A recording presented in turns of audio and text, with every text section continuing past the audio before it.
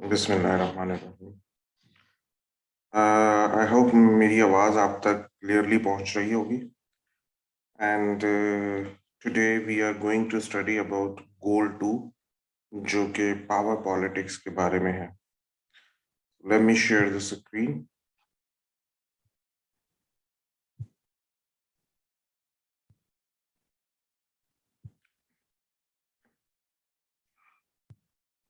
Okay, so power politics basically होती क्या है? मैं थोड़ा सा आपको इसका बैकग्राउंड बता दूं। पावर पॉलिटिक्स में हम पावर को इंक्लूड करते हैं। पावर क्या है? देखिए, इंटरनेशनल रिलेशन में कुछ टर्म्स यूज की जाती हैं जो कि पूरा सिनेरियो डेवलप करती है।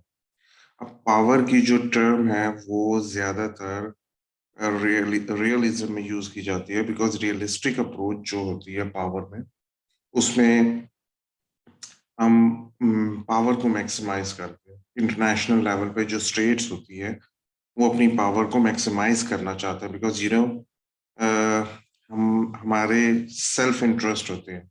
स्टेट लेवल पे, नेशनल लेवल पे हर मुल्क के सेल्फ इंटरेस्ट होते हैं। और हर मुल्क ये चाहता है कि वो उसका डिफेंस मजबूत हो, उसकी पावर ज्यादा से ज्यादा हो। हेजिमनिक जो स्टेबिलिटी थ्योरी है वो इसको बहुत अच्छे तरीके से डिफाइन करती है।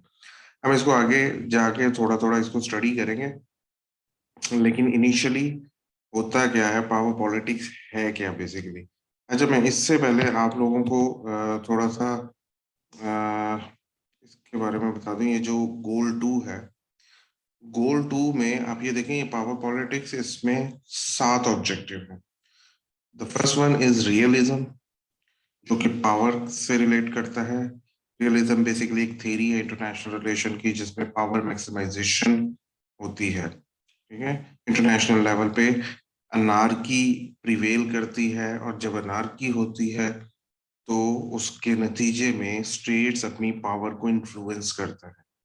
ठीक है, जो कि फिर आगे से बहुत सी आगे टर्म निकल आ जाती हैं कि पावर क्या है, रियलिज्म क्यों वजूद में आई। ठीक है, रियलिज्म से पहले कौन सी थ्योरी थी, और इसका मैं आपको साथ साथ बताता रहूं। ऑब्जेक्टिव 2 जो है वो power and elements of power के बारे में है। जो ऑब्जेक्टिव नंबर 3 है, इंटरनेशनल सिस्टम, ये देखें पूरा जो गोल है ये पावर पे बेस करते हैं। ये तमाम जो टर्म्स हैं ये आपको पावर से लिंक अप करवाती हैं, एक दूसरे के साथ जुड़ी हुई है। इंटरनेशनल सिस्टम में पावर का क्या रोल होता है, देन बैलेंस ऑफ पावर क्या होता है। देखिए, बैलेंस ऑफ पावर ये भी रियलिज्म से रिलेट करता है।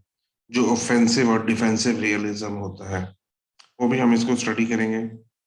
Then great power and the middle powers कौन सी होती हैं, क्या कौन से ऐसे इंडिकेटर है जिसकी बेस पे कोई ग्रेट पावर्स कहलाती है, मिडल पावर्स कहलाती हैं, हेgemony क्या है, एंड ग्रेट पावर सिस्टम क्या है। अच्छा, अभी जो हमारा ये वाला लेक्चर है ये फर्स्ट 2 ऑब्जेक्टिव पे होगा। फर्स्ट 2 ऑब्जेक्टिव जो है वो ज्यादा इसके इम्पोर्टेंट है, थोड़ा सा मैं थॉरोली आपको इसको समझाऊंगा। देन उससे जो नेक्स्ट ऑब्जेक्टिव है वो बहुत जल्दी आपको कॉन्सेप्ट्स क्लियर हो जाएंगे। तो इसको हम अब स्टडी करते हैं, जो फर्स्ट 2 ऑब्जेक्टिव्स हैं। अच्छा जी, हम रियलिज्म के बारे में बात करने जा रहे हैं। रियलिज्म से पहले मैं आपको थोड़ा सा बैकग्राउंड इसका दे रहा हूँ कि बेसिकली रियलिज्म की जरूरत क्यों पेश आई। Basically the purpose of the knowledge क्या होता है। जो नॉलेज क्या है, थ्योरेटिकल अप्रोचेस जो इंटरनेशनल रिलेशन में realism, constructivism, liberalism, idealism, Marxism, feminism, ये तमाम नॉलेज है। इसकी जरूरत क्यों पेश आई? इसकी जरूरत इन दो जो पॉइंट्स हैं इसकी वजह से पेश आई। The first one is problem solving.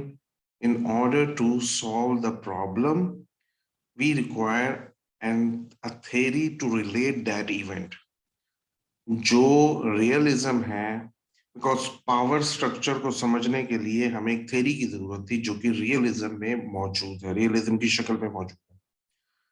Second one is problem solving requires identification of causes. देखिए मेरी एक बात हमेशा याद रखिएगा, इंटरनेशनल रिलेशन में जब भी किसी प्रॉब्लम की रूट कॉज को आइडेंटिफाई करते हैं तो उसको थ्योरी के साथ रिलेट करते हैं। जब आपको थ्योरी समझ आ जाएगी तो आपको उस इवेंट की तमाम हिरारकी, पूरा स्ट्रक्चर समझ आ जाएगा। जैसे मिसाल के तौर पर एक कोर्ट में एक केस लगता है और उस केस में वो एक बड़ा एक अनयूजुअल किस्म का केस है और पहले उस तरह का कोई केस सामने नहीं आया। कोर्ट क्या करेगा, जज साहब क्या करेंगे, उस केस को एज अ रेफरेंस बना लेंगे, रेफरेंस मॉडल बनाएंगे कि आने वाले वक्त में अगर इस तरह का कोई केस आएगा तो इस केस को रेफर किया जाए। यही थ्योरी का काम होता है, थ्योरी एक रेफरेंस है।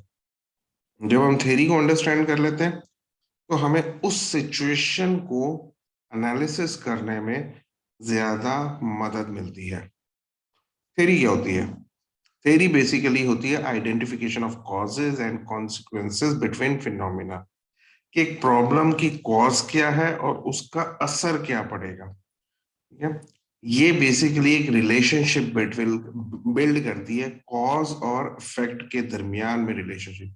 ये थ्योरी का काम होता है। रियलिज्म का भी यही काम है, बेसिकली पावर स्ट्रक्चर को, क्योंकि देखें पावर कहाँ पे मैक्सिमाइज हो सकती है? इंटरनेशनल लेवल पे पावर उसी वक्त मैक्सिमाइज होगी जब अनार्की होगी, जब कोई लॉ एंड ऑर्डर सिचुएशन नहीं होगी, जब ताकतवर कमजोर को क्रश करने की सलाहियत रखता होगा, तो ये तमाम चीजें हमारे सामने आएंगी। अच्छा, now there are different theories of IR. Realism है, नियो रियलिज्म है, देन ऑफेंसिव रियलिज्म है, डिफेंसिव रियलिज्म है। ये तमाम इस तरह के ना डिफरेंट थियरीज हैं। बेसिकली रियलिज्म क्या थी, देन उससे नियो रियलिज्म, एक पॉलिटिकल एनालिस्ट था हांस मोगैंथो, न्यू रियलिज्म बना दिया। देन ऑफेंसिव रियलिज्म बना, केनेथ वॉल्स का आ गया, कॉन्सेप्ट आ गया। ये मैं आपको साथ साथ समझाऊंगा। लिबरलिज्म क्या है, देन नियो लिबरलिज्म क्या है। ठीक है, रियलिज्म पावर बेस्ड होता है, लिबरलिज्म इसमें फ्रीडम होती है। आप यानी कि मॉरल वैल्यूज को, जिसको that leads to idealism, moral values को सामने रखा जाता है, ह्यूमन राइट्स की कदर होती है, आइडियलिस्टिक सिचुएशन होती है। कंस्ट्रक्टिविज्म आइडेंटिटी बेस्ड होती है, इंटरेस्ट बेस्ड होती है, स्टेट इंटरेस्ट की बात करती है, जिसमें अनार्की नहीं होती। ये अपोजिट है रियलिज्म का। रियलिज्म में अनार्की होती है, कंस्ट्रक्टिविज्म में there is no anarchy. Marxism, ये जनाब राइट्स की जंग है between haves and haves not के दरमियान, जिसमें हम मार्क्स, कार्ल मार्क्स की फेमस थ्योरी लेबर थ्योरी है, जिसमें जो अमीर और गरीब के फर्क के और जो एक्सप्लॉयटेशन पे बेस करती है कि गरीब को, जो लेबर क्लास है उसको किस तरीके से बर्गुइस क्लास एक्सप्लॉयट करती है। देन फेमिनिज्म है, फेमिनिज्म में जाहिर है फेमिनिन अप्रोच के बारे में जिक्र किया जाता है। तो ये तमाम जो डिफरेंट थियरीज हैं इंटरनेशनल रिलेशन की, डिफरेंट सिनेरियो में अप्लाई होते हैं। हमारा टॉपिक रियलिज्म पे है तो हम रियलिज्म की बात करते हैं। अच्छा, रियलिज्म क्या है? हमने अभी पहले बात की है, क्योंकि ये गोल पावर से रिलेटेड है, तो ये तमाम ये जो थ्योरी है ये पावर बेस्ड, पावर को लिंक कर रही है, पावर को शो कर रही है। रियलिज्म है the most dominant approach in the study of IR. अच्छा, इसको डोमिनेंट क्यों कहते हैं? इसको डोमिनेंट इसलिए कहते हैं क्योंकि एक तो ये पावर बेस्ड है। मैंने आपको इंटरनेशनल रिलेशन की कोर वैल्यूज पढ़ाई थी, जिसमें डोमिनेंस, रेसिप्रोसिटी, आइडेंटिटी, तीन अप्रोचेस के बारे में मैंने बताया था। ये तीनों अप्रोचेस बेसिकली रियलिज्म जो रियलिस्टिक होता है, जो रियलिस्टिक स्कूल ऑफ थॉट से बिलोंग करता है, वो इन तीनों अप्रोचेस को अप्लाई करता है। कहीं पे डोमिनेंस अप्रोच ज्यादा मौसर होती है, कहीं पे रेसिप्रोसिटी और कहीं पे आइडेंटिटी अप्रोच। हम इसको आगे जाके पढ़ेंगे कि वो अप्रोचेस जो होती है वो कहाँ कहाँ पर और कैसे कैसे, कब कब कामयाब होती हैं। Then power politics, we already know कि पावर पॉलिटिक्स, हम इसके ना थोड़े से कोर वैल्यूज पढ़ेंगे तो आपको ज्यादा बेहतर तरीके से इसको अंडरस्टैंड करने में मदद मिलेगी। A family of IR theories that share a set of core assumptions on human nature and the nature of international relation. Core assumptions कौन सी होती हैं? देखें, अजम्पशंस होते हैं जब कुछ चीजें अज्यूम की जाती हैं कि अगर ये पॉइंट्स, ये सिनेरियो हमें नजर आएगा तो हमें पता लगेगा कि जनाब ये रियलिस्टिक थ्योरी है, रियलिज्म अप्लाई हो रही है। अब वो कोर वैल्यूज कौन सी है, ये कोर अजम्पशन है। देखिए, रियलिज्म में क्या होता है? A pessimistic view of human nature. ये ऑप्टिमिस्टिक नहीं है। This is not a positive sign, it's a negative sign, because the states, they have imperialistic attitude. They want to maximize their power, so they can crush anybody, any state, anywhere, whenever they want. सो एक pessimistic view of human nature है जिसमें आप power maximisation की तरफ जाते हैं। आप states अपनी रियासत को बढ़ाने की कोशिश करते हैं। आप रिसोर्सेज को, कमजोर के पास जो रिसोर्सेज है उसको, उस पर कब्जा करने की कोशिश करते हैं। देन वो कहते हैं states are the principal and the most important actors. जो स्टेट्स हैं, इंटरनेशनल स्टेट्स हैं, उस उनको सबसे ज्यादा अहमियत हासिल होती है। ना पब्लिक को अहमियत होती है, या नेशंस की वैल्यू कम होती है, स्टेट्स की वैल्यू ज्यादा है। क्योंकि स्टेट जो एक रैशनल एक्टर है, unitary actor and a rational actor, मतलब एक उसको वो जो डिसीजन लेगी वो रैशनैलिटी की बेस पे लेगी। रैशनल क्या है? पावर मैक्सिमाइजेशन की तरफ, यानी कि वो अपने स्टेट का फायदा चाहेगी और वो फायदा करने के लिए उस दूसरी स्टेट्स पे अटैक करेगी, वहां से रिसोर्सेस। यानी कि बेसिकली जो रियलिज्म है इसमें मोरालिटी को साइड लाइन कर दिया जाता है, मॉरल वैल्यूज इसमें इंक्लूड नहीं होती। तो state is viewed as a rational and unitary actor. State seek to maximize power. Conviction that international relation is inherently conflictual and that international conflict is ultimately resolved by war. देखने जो realism का एक core concept ये है कि conflict involve होता है, और वो कॉन्फ्लिक्ट जो होता है वो वॉर के जरिए। यानी कि क्या होगा कि दो ग्रुप्स, दो स्टेट्स आपस में एक दूसरे के साथ, जाहिर है डोमिनेंस है तो वो एक दूसरे के साथ डिसएग्रीमेंट क्रिएट होगा, और वो डिसएग्रीमेंट आहिस्ता आहिस्ता बढ़ते बढ़ते कॉन्फ्लिक्ट में, और कॉन्फ्लिक्ट में जब कन्वर्ट हो जाता है डिसएग्रीमेंट, तो उसको रिजॉल्व करने के लिए वॉर की जरूरत होती है। जैसे हमने बहुत सी first world war, second world war, Iraq war, Vietnam war, फिर अफगानिस्तान वॉर, हमने देखा कि बेसिकली क्यों हुई। बेसिकली एक रियलिज्म की बेस पे वो रिसोर्सेज की जंग थी। अच्छा, बहुत से पॉलिटिकल साइंटिस्ट ये बिलीव करते हैं, जो ये रियलिज्म थ्योरी वजूद में आई है, ये आइडियलिज्म के रिएक्शन के तौर पे वजूद में आई है। आइडियलिज्म मैंने आपको पहले बताया, आइडियलिज्म में क्या होता है, वहां पे इंटरनेशनल लॉज होते हैं, मोरालिटी होती है, ह्यूमन राइट्स होते हैं, ह्यूमन राइट्स की वैल्यू होती है, इंटरनेशनल ऑर्गेनाइजेशंस होती हैं, सिक्योरिटी होती है। That is called an idealistic structure. और जो आइडियलिस्टिक स्ट्रक्चर है, हमें पता है कि जो वर्ल्ड वॉर वन के बाद जो आइडियलिज्म के प्रोपोनेंट्स थे, जो पॉलिटिकल एनालिस्ट, पॉलिटिकल साइंटिस्ट थे, जैसे विड्रो विल्सन था, उन्होंने जो अपने 16 पॉइंट्स दिए थे, that on the basis of idealism, कि जनाब मोरालिटी होगी, जनाब पीस को बहाल किया जाएगा, और जनाब फोर्सेस, जनाब फ्रांस जर्मनी पे फोर्सेस को अप्लाई किया जाएगा, वहाँ फोर्सेस इटली के बाद वहाँ पे रखी जाएंगी, और जनाब उनको चेक किया जाएगा, और यानी कि एक इंटरनेशनल पीस मेंटेन करने के लिए। और बहुत से लोग वर्ल्ड वॉर टू की वजह भी यही कहते हैं, जो जो पॉलिटिकल एनालिस्ट है, कि वर्ल्ड वॉर टू की वजह भी ये आइडियलिस्टिक माइंडसेट था, जिसकी वजह से 1930 में, 1930 में जर्मनी और इटली ने जनाब उनके उनमें एक रिएक्शन डेवलप हुआ, और वो रियलिज्म की तरफ चले गए। तो आइडियलिज्म के रिएक्शन के तौर पर रियलिज्म वजूद में आई। तो आइडियलिज्म क्या है? Basically modern realist theory develop in reaction to a liberal tradition that realists called idealism. Of course, Idealists themselves do not consider their approach unrealistic.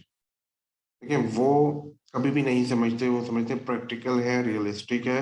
और ये आइडियलिज्म ही था जिसकी वजह से लीग ऑफ नेशन बनाई गई थी कि जनाब हालात को मेंटेन करने के लिए इंटरनेशनल ऑर्गेनाइजेशन बनाई गई। बट लेकिन जाहिर है वो नाकाम हुई और उसके नतीजे में ही फिर आगे जो सेकेंड वर्ल्ड वॉर थी वो जनाब उसका आगाज हुआ। वो कहते हैं कि जो आइडियलिज्म है क्या, emphasizes international law, morality, international organisation rather than power alone as key influences on international events. So basically idealism में जो तमाम यानी कि जो पॉलिटिकल एक्टिविटीज होती है that were totally against realism. अब ये बता रहे हैं कि बेसिकली आइडियलिज्म किस तरीके से प्रोपिगेट किया था और उसके रिएक्शन के तौर पर किस तरीके से रियलिज्म बनी थी। Idealists think that human nature is basically good.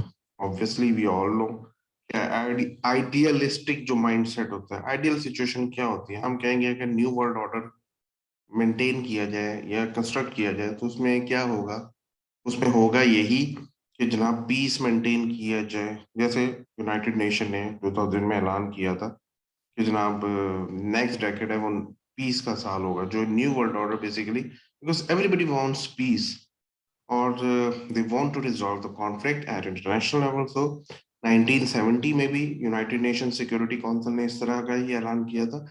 Then 2000 में अब कौन ऐलान कर रहा है, इंटरनेशनल ऑर्गेनाइजेशन। क्यों ऐलान कर रहे हैं, क्योंकि वो एक आइडियल सेटअप बनाना चाहते हैं।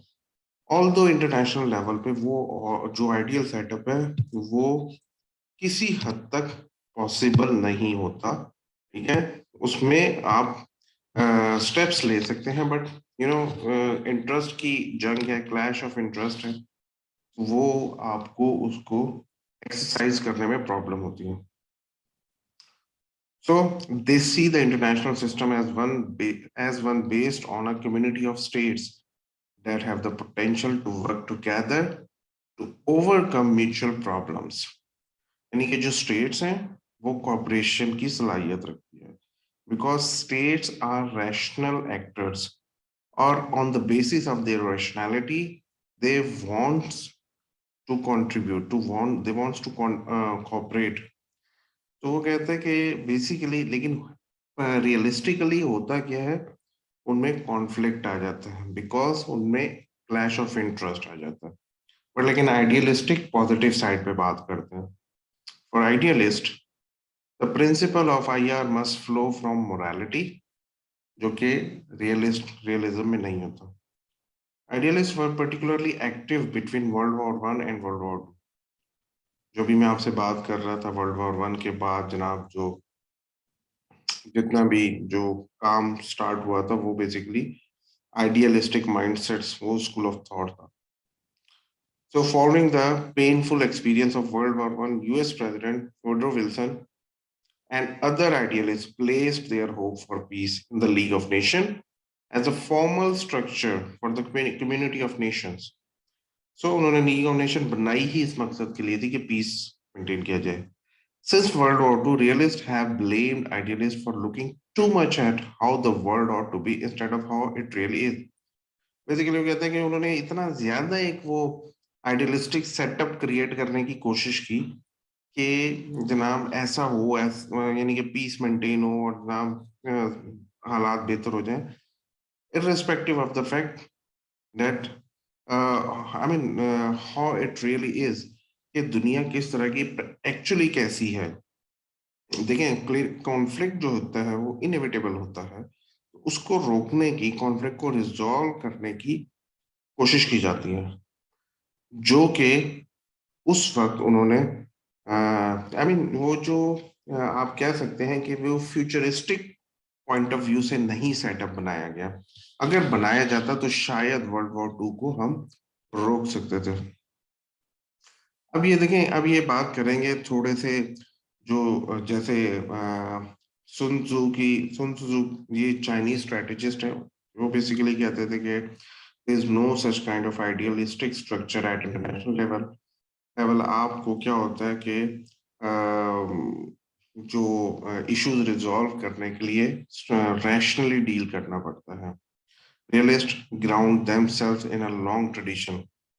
The Chinese strategist Sun Tzu, who lived 2000 years ago, advised the rulers of states how to survive in an era when war had become a systematic instrument of power. For the first time, the varying states period कि जब आपको war आपके सामने नजर आ रही है तो आपको उसको रिजॉल्व कैसे करना है.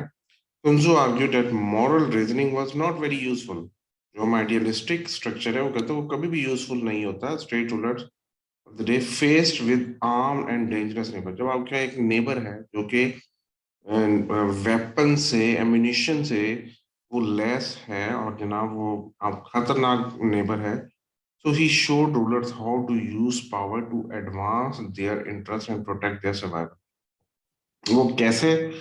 अब ये वहां पे बात आ गई जो मैंने आपको शुरू में बताई कि वो उसे टेक्टफुली डील करना पड़ता है. डोमिनेंस से, रेसिप्रोसिटी से या फिर आइडेंटिटी से इस तरीके से डील करना पड़ता है. ये बात आती है प्लोपोनीजियन वॉर. प्लोपोनीजियन वॉर क्या थी बेसिकली. ये बेसिकली मिडिल एजेस का टाइम, ग्रीक पीरियड जो था. थ्यूसिडिड्स ने एक जनाब नॉवल लिखा था, यू कैन से प्लोपोनीजियन वॉर, उस पर लिखा था उसने.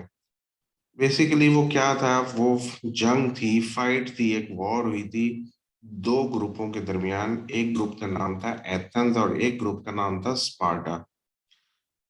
हुआ क्या था कि इनिशियली एथेंस और स्पार्टा इनके बड़े अच्छे टर्म्स थे. अच्छे टर्म्स थे तो इन्होंने अपना एक ग्रुप बना लिया. ग्रुप बनाया किस लिए, इन्होंने पर्शिया को शिकस्त देने के लिए. अच्छा, उन्होंने उसको शिकस्त दे दी. उसके बाद हुआ क्या, एथेंस अपनी उसकी पावर इंक्रीज करती गई. उसने जनाब डेलियन एक वहां पे एक ग्रुप बना लिया. तो जिसकी वजह से जैसे आज के दौर में ब्लॉक्स बन जाते हैं. देखें, ग्रुप जब बनते हैं ना, ब्लॉक्स बनते हैं तो बैलेंस ऑफ पावर डिस्टर्ब होना शुरू हो जाता है. स्पार्टा ने भी फिर इस तरीके से ग्रुपिंग शुरू कर दी और उसने भी एक, उसके स्पार्टा के ग्रुप को प्लोपोनीजियन ग्रुप कहा जाता था. तो उन्होंने, लेकिन वो जो ग्रुप था, जो Athens Aahista Aahista power increase करके स्पार्टा कम हो गया. अब एथेंस ने स्पार्टा को एक्सप्लॉइट करना शुरू कर दिया और दोनों में एथेंस ताकतवर था, उसकी डोमिनेंट अप्रोच थी, और स्पार्टा की जो थी वो सर्वाइवल की अप्रोच थी. तो उस वॉर को जो उन दोनों के दरमियान में लड़ी गई उसको प्लोपोनीजियन वॉर कहते हैं. ये क्यों लड़ी गई, देखें, ये होता है बैलेंस ऑफ पावर जब डिस्टर्ब हो जाए. तो बेसिकली वो ये बताने की कोशिश कर रहे हैं कि जो रियलिस्टिक अप्रोच ये आज से नहीं है, जो उस वक्त भी थी, इस तरह का सीन उस वक्त भी था. So at roughly the same time in Greece, Thucydides wrote an account of the Peloponnesian War, focusing on relative power. Relative power क्यों कहा गया है, क्योंकि एथेंस और स्पार्टा की जो पावर थी वो रिलेटिव थी. स्पार्टा की जो पावर थी रिलेटिव थी, रिलेट करती थी एथेंस से, और एथेंस की स्पार्टा से. स्पार्टा की पावर कम क्यों थी, क्योंकि एथेंस की ज्यादा थी. तो relative power among the Greek city-states. He stated that the strong do what they have the power to do. Athens strong था तो उसके पास ताकत थी, and the weak accept what they have to do. और स्पार्टा वीक था और उसके पास कोई और ऑप्शन नहीं था सिवाय इसके कि वो उसको एक्सेप्ट कर ले. 3 months later in Renaissance Italy, Niccolo Machiavelli urged, जो मैकियावेली ने बहुत से जो ड्रामे लिखे, प्रिंस प्रिंस उसका एक ड्रामा था, बहुत फेमस था. किस पे था, to concentrate on expedient actions. देखिए, उसने पावर मैन्यूवरिंग पे लिखा था कि इंटरनेशनल लेवल पे पावर को, जो एक स्टेट लेवल पे जो मिलिट्री होती है और जो सिविलियन गवर्नमेंट होती है, वो किस तरीके से अलायंस बनाते हैं, वो किस तरीके से पावर मैन्यूवर करते हैं अपने इंटरेस्ट के लिए. मैकियावेली का ना एक नॉवल शायद आपने पढ़ा होगा, ड्रामा था डॉक्टर फॉस्टर्स, जिसमें वो जनाब पावर मैक्सिमाइज करता है और जनाब वो 24 ईयर्स के लिए जनाब वो तमाम एक सुपर नेचुरल ह्यूमन बीइंग बन जाता है और वो उसको तमाम जनाब उसको फर्स्ट डॉक्टर फॉस्टर के पास हर तरह की एक्सेस होती है और वो उसके वो जो चाहता है जिस चीज पे हाथ रखता है वो उसकी हो जाती है। बट आफ्टर 24 ईयर्स जब टाइम खत्म होने लगता है और जब मौत का फरिश्ता उसके सामने खड़ा होता है तो उसको रियलाइज होना शुरू हो जाता है कि जनाब मैंने शायद कुछ गलत किया है। और वो फिर बैक करता है कि मुझे थोड़ा मोहलत दे दी जाए, मुझे टाइम दिया जाए। बट जो मौत का फरिश्ता होता है उस वक्त time it is useless to cry over spilled milk, so it is too late, so just wrap up your luggage, अपना सामान बांधो और you have to go. So वो बेसिकली उस पे है। So doctor first I mean Machiavelli ने भी इसी तरह का पावर मैन्यूवरिंग का कॉन्सेप्ट दिया। Today the adjective Machiavellian refers to excessively manipulative power maneuvers. Thomas Hobbes Thomas Hobbes भी इसी तरह की अनार्की की बात करता है रियलिज्म की। देखिए ये बेसिकली बता रहे हैं कि पुराने वक्तों से किस तरह इसका कॉन्सेप्ट आगे चलता गया। रियलिज्म क्या, new realism, offensive realism, defensive realism. ये ऑफेंसिव डिफेंसिव तो ये वर्ल्ड वॉर टू के बाद आया जब कोल्ड वॉर स्टार्ट हुई थी between China and United state, I mean Russia and United states. Soviet union और यूएस के दरमियान जब कोल्ड वॉर हुई तो सिक्योरिटी डायलेमा का कॉन्सेप्ट आया और जनाब offensive defensive realism Robert Jarvis ने दिया कॉन्सेप्ट सिक्योरिटी डायलेमा का और ऑफेंसिव डिफेंसिव की बात शुरू हुई।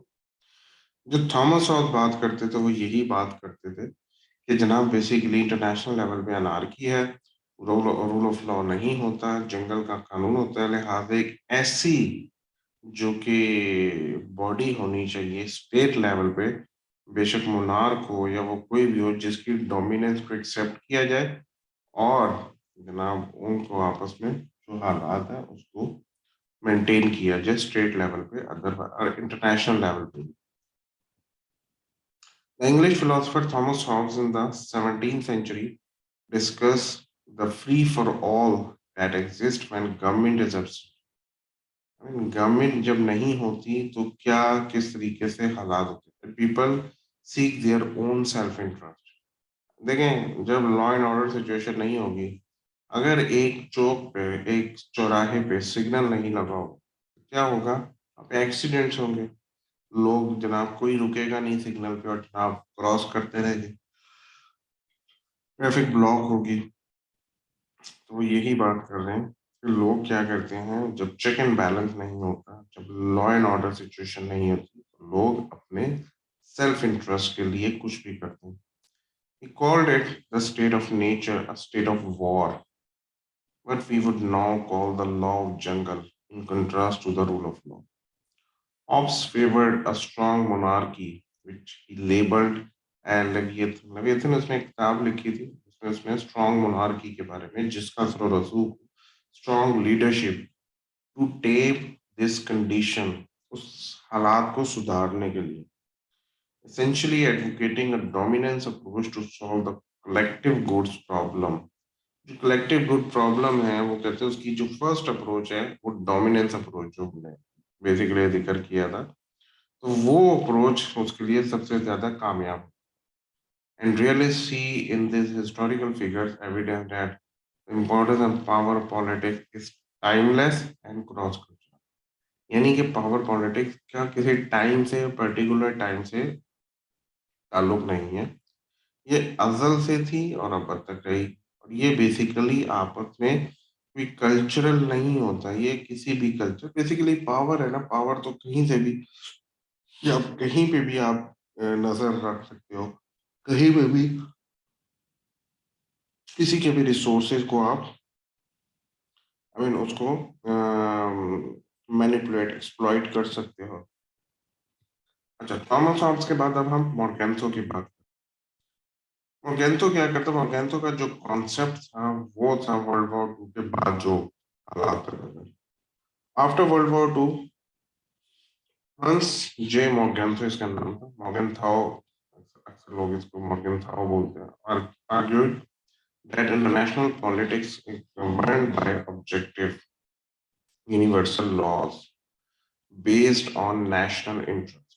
ये देखें, ये कहता है कि यूनिवर्सल लॉज होते हैं कुछ जिसकी बेस पे जो नेशनल इंटरेस्ट है। देखें, पहले हम रियलिज्म में क्या कहते हैं, there is no morality at international level. तो वो कहते हैं असल चीज क्या होती है, नेशनल इंटरेस्ट। और वो नेशनल इंटरेस्ट की बेस पे आप कुछ लॉ बनाते हो, कुछ ऑब्जेक्टिव डिजाइन करते हो जिनको अचीव करने के लिए यू कैन डू एनीथिंग।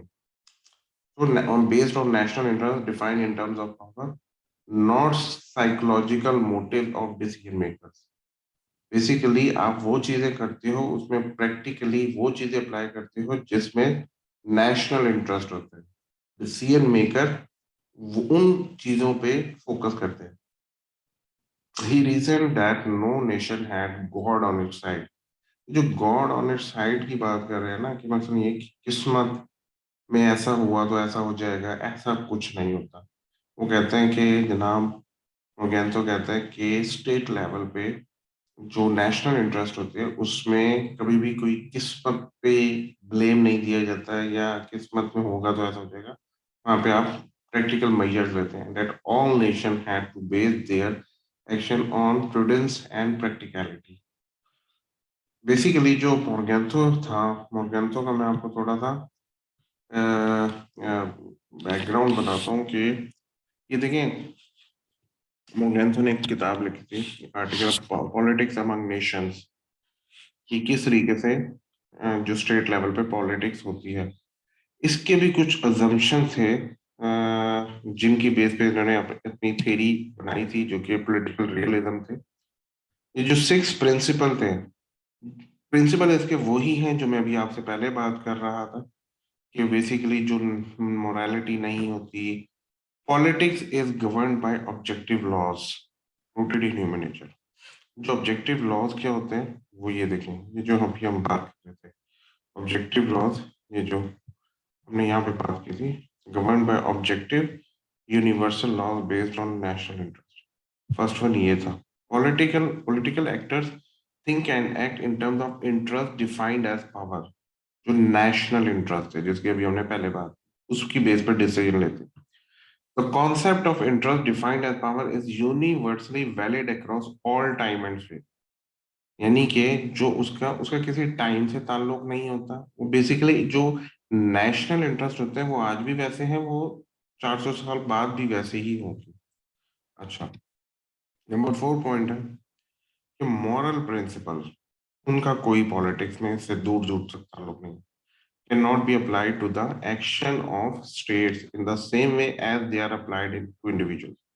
जैसे हम वो कहते हैं कि इंडिविजुअल आपस में जब बात करते हैं, इंटरेस्ट की बात करते हैं, तो उसी तरीके से मॉरल प्रिंसिपल स्टेट लेवल पे भी उसी तरीके से होते हैं, कि वो उनका मोरालिटी का कोई ताल्लुक नहीं होता। असल चीज नेशनल इंटरेस्ट होता है। The moral aspirations of a nation are not identical to the moral laws that govern the universe. देखिए, मॉरल एस्पिरेशन क्या होते हैं, कि जो आप अचीव करना चाहते हैं बेसिकली, लेकिन सम टाइम आप जनाब एक इंडिपेंडेंस चाहते हैं, आज़ादी चाहते हैं। लेकिन आज़ादी के लिए अगर आप ये सोचे कि जनाब मैं सीधा रास्ता चल के आज़ादी हासिल कर लूंगा, मॉरल लॉस पे उसको आई मीन जो रास्ता है उसको अडॉप्ट करूंगा, क्यों कहते हैं कि सम टाइम ऐसा नहीं होता। सम टाइम आपको कुछ अचीव करने के लिए आपको बैकडोर चैनल यूज करने पड़ते हैं। तो वो कहते हैं कि इंटरनेशनल लेवल पे जो मॉरल एस्पिरेशन है, moral laws, they may not be parallel.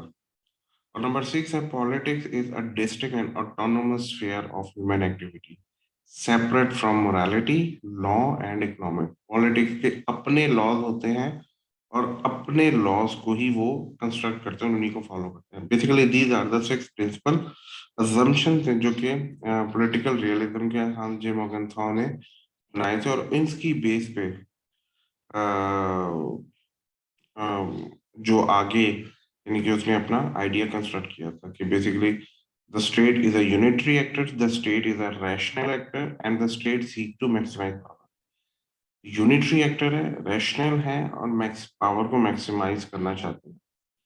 ये बेसिकली हम आगे भी अगर से जो केनेथ वॉल्स है उसने क्लासिकल रियलिज्म पे काम किया था रियो, कोई मैं आगे नहीं पढ़ा रहा, मॉर्गन था के ये कुछ अजम्पशन थे, ये मैंने आपको एडिशनल बता दिए। Coming back to our original slide, ये बेसिकली ये यहाँ तक ना हमने ये अभी रियलिज्म पावर स्ट्रक्चर को स्टडी किया, ठीक है।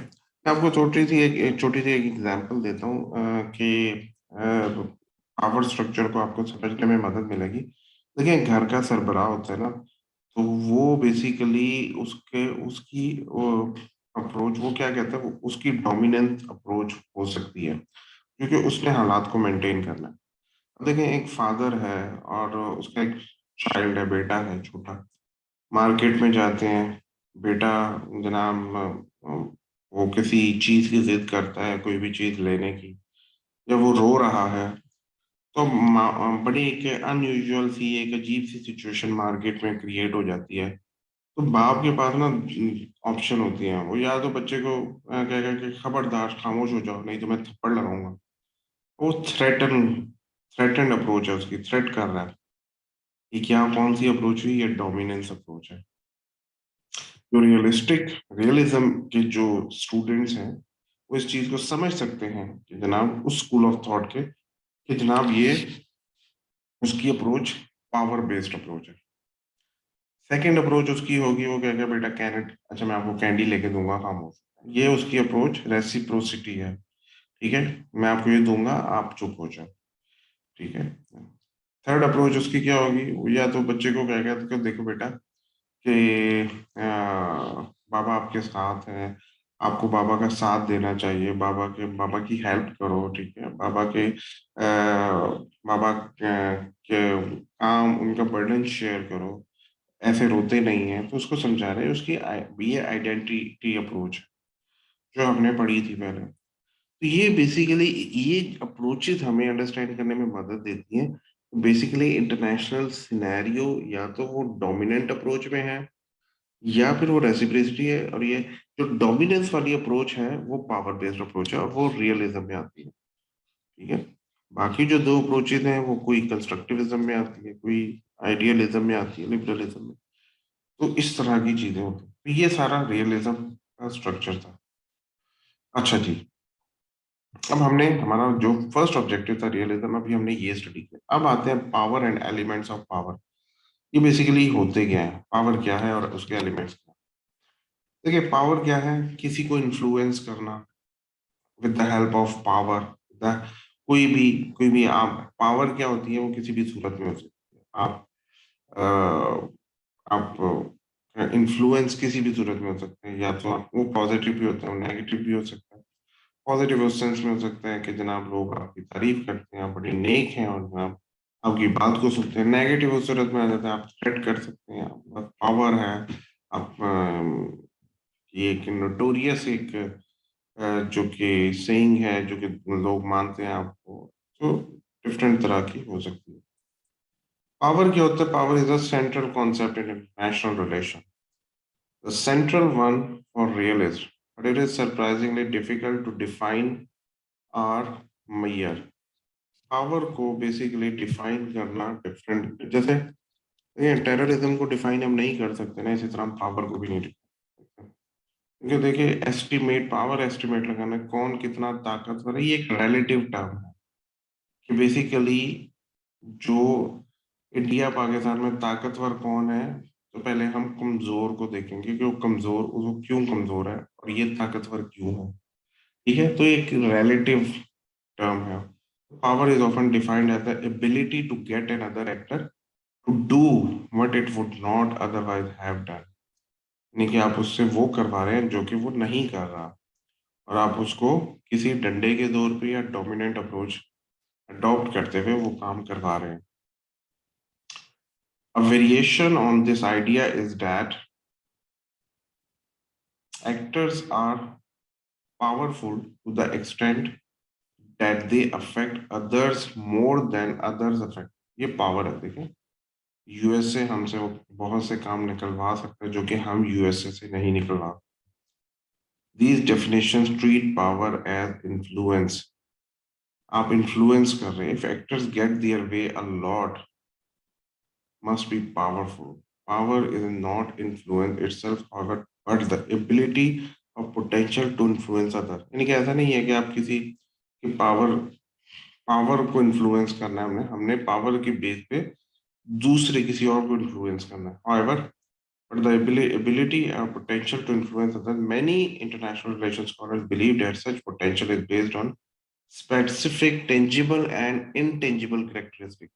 देखिए, इन्फ्लुएंस कैसे हो सकता है? पावर के कैरेक्टरिस्टिक्स होते हैं, हमें पता है कि जनाब जो पावरफुल होता है वो उसमें उसकी जो इंडिकेटर्स हैं क्या होते हैं वो जनाब, या उसमें जीडीपी स्ट्रांग होगा, टेक्नोलॉजिकली वो एडवांस होगा, उसकी जो पॉपुलेशन लिटरेसी रेट ज्यादा होगा, वहाँ पे इंफ्रास्ट्रक्चर स्ट्रांग होगा, ठीक है, कल्चरली वो लोग स्ट्रांग होंगे, तो तमाम चीजें, डिफेंस उनका मजबूत होगा, तो वो तमाम चीजें उनको हेल्प आउट करते हैं नाम इन्फ्लुएंस करने में, सच एज साइज, उनका लेवल ऑफ इनकम, जीडीपी, जिसको मैं कह रहा आर्म फोर्सेस, ये तमाम पावर की पावर को जो इन्फ्लुएंस करने में, आई मीन मदद देगी दूसरी स्टेट्स को इन्फ्लुएंस करने में with the help of their power. This is power as power capabilities are easier to measure than influence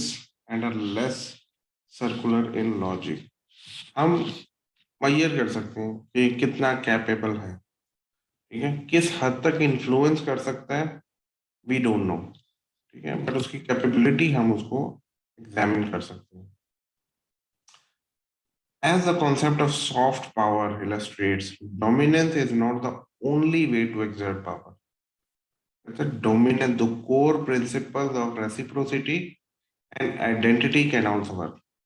जैसे जब आप पावर यूज कर रहे हैं, तो देखिए रियलिज्म में तो हमें पता था, हमने डोमिनेंस अप्रोच रखा, लेकिन जब आप पावर को एक्सरसाइज कर रहे हैं तो कहते हैं समटाइम जो ताकतवर मुल्क होता है वो अपने ताकत के जरिए डोमिनेंट अप्रोच अडॉप्ट करता है, लेकिन समटाइम वो अपनी ताकत के जरिए ही वो आपसे रेसिप्रोसिटी और आइडेंटिटी, देखिए जब ताकतवर उसकी इन्फ्लुएंस है, वो आपको कहेगा ना कि हम आपको ये देंगे, तो जो कमजोर मुल्क है वैसे ही खुश हो जाएगा, हम उसकी बेस पे ही वो चीजें सॉर्ट आउट हो जाएंगे. या आइडेंटिटी अगर वो समझाने की कोशिश करेगा तो जो मैंने अभी आपको एक example the, father who wants his toddler to stop screaming in a supermarket might threaten or actually administer spanking. Spanking वो dominance approach है. He might promise a candy वो reciprocity हो जाए. अगर वो उसको कहेगा be a boy and you want to help daddy don't you, तो ये क्या होगी, एक आइडेंटिटी अप्रोच होगी. तो पावर को एक्सरसाइज करने के डिफरेंट तरीके. इंडिकेटर्स क्या होते हैं पावर के? पावर के जो भी हमने बताया, ग्रॉस डोमेस्टिक प्रोडक्ट है, टेक्नोलॉजी है, इंफ्रास्ट्रक्चर है, रिसोर्सेज है, पॉपुलेशन है. दीज आर फ्यू इंडिकेटर जिसकी वजह से हम पावर को मेजर करते हैं. जैसे पावर को हमने पहले ही बताया ना, पावर को एस्टिमेट, जो हमने इसका एस्टिमेट करना होता है, उसको डिफरेंट तरीके से आप उसको करते हैं. मैं यहाँ पे आपको बल्कि आई होप सो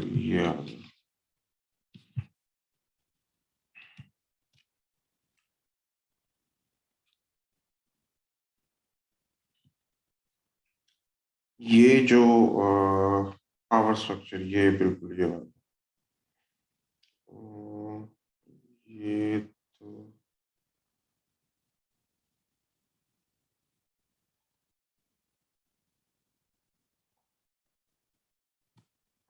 ये इंटरनेशनल सिस्टम है, तो थर्ड ऑब्जेक्टिव है, ये पावर है बेसिकली. पावर क्या है? डिफाइनिंग पावर, ये हमने कर लिया है, ठीक है. और कैसे डिफाइन करना है, देन ये उसके इंडिकेटर्स हैं, जीडीपी, ये जैसे आ, ये भी जो मैं आपको एग्जांपल दे रहा था, ये यहाँ पे वो मैंने इसको हाईलाइट किया हुआ है, बॉय की एग्जांपल. देन ये एस्टिमेटिंग पावर, मैंने अभी आपको समझाया पावर एस्टिमेट कैसे करते हैं, या आप उसको रिलेट करते हैं. इन्होंने यहाँ पे एग्जाम्पल दिया मुअम्मर कदाफी की, जब लिबियन रेवोल्यूशन वो उसके अगेंस्ट फाइट कर रहे थे तो उनको कामयाबी नहीं हासिल हो रही थी, बट जब यूएन ने हेल्प आउट किया तो जनाब उनको उन्होंने क्रश कर दिया, क्योंकि क्या हुआ, वो जनाब पावर उनकी जो थी वो इंक्रीज कर गई, वो रिलेट किया उन्होंने उसके साथ कि जनाब उनकी पावर अगर कम थी तो जो मैसिव अप्रोच उनकी तरफ बढ़ी तो उसको कामयाबी हासिल हो गई। देन एलिमेंट्स ऑफ पावर जो है वो ये देखिए, ये state power is a mix of many ingredients, जो जीडीपी है, पॉपुलेशन, टेरिटरी, ज्योग्राफी, नेशनल, इन जनाब उन्होंने एलिमेंट्स ऑफ पावर को यहाँ पे बेसिकली बताया हुआ है कि किस तरीके से पावर हम उसको यूज करते हैं, किस तरीके से उसको मैनिपुलेट किया जाता है। ये हमने बेसिकली दो ऑब्जेक्टिव अभी पढ़े हैं इसमें, ये दो ऑब्जेक्टिव। नेक्स्ट लेक्चर में हम इंटरनेशनल सिस्टम पढ़ेंगे और बेसिकली इसको हम कंप्लीट कर लेंगे। इंटरनेशनल सिस्टम क्या है? इंटरनेशनल सिस्टम में बेसिकली जो पावर है वो किस तरीके से यूटिलाइज, स्टेट्स एक दूसरे के साथ पावर कैसे यूज करती है।